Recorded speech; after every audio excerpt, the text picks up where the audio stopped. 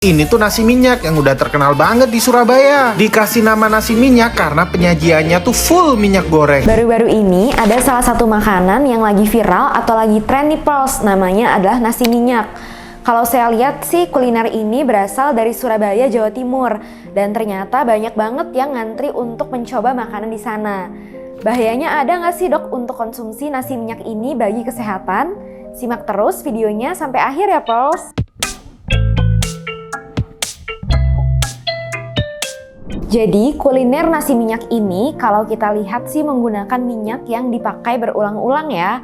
Kalau dilihat ciri-ciri dari nasi minyak ini yaitu menggunakan minyak yang warnanya sudah gelap, kemudian warnanya tua, coklat, dan pekat atau kental, dan kalau dilihat sih sepertinya baunya sudah tengik ya. Kemudian minyak ini disiram di atas nasi, kemudian dijualnya ini bersama dengan sambal, lalap, serta lauknya ini berupa bebek goreng. Nah, kalau dilihat sih memang sepertinya enak, tetapi ternyata cukup berbahaya loh untuk kesehatan.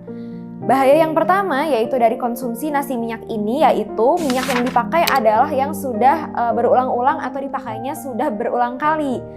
Kemudian minyak ini atau minyak jelantah ini apabila masuk ke dalam tubuh maka beresiko untuk terjadi yang namanya infeksi bakteri akibat bakteri dari Clostridium botulinum. Kemudian untuk efek yang selanjutnya yaitu minyak yang dipakai berulang-ulang ini sifatnya adalah karsinogenik.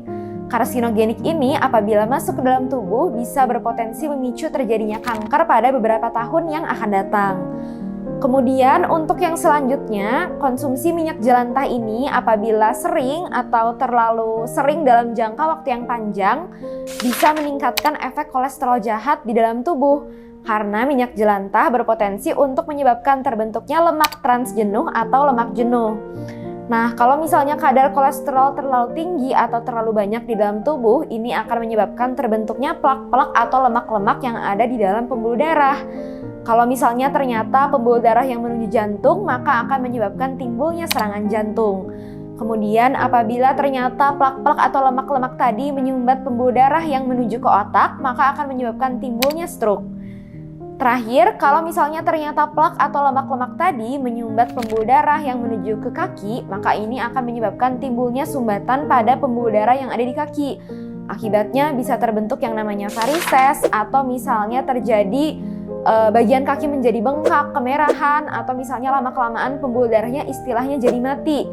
Nah, efeknya yaitu kalau misalnya sudah terlalu parah, bisa dilakukan yang namanya kondisi amputasi. Kemudian untuk yang selanjutnya, kondisi kesehatannya yaitu bisa menimbulkan efek tekanan darah menjadi meningkat atau hipertensi. Kemudian juga Pulse yang sering mengkonsumsi nasi minyak ini atau penggunaan minyak yang dipakai berulang-ulang, ini bisa berpotensi menimbulkan kondisi obesitas atau peningkatan berat badan yang cenderung berlebihan. Bahayanya yang terakhir yaitu bisa menyebabkan resiko terjadinya penyakit degeneratif.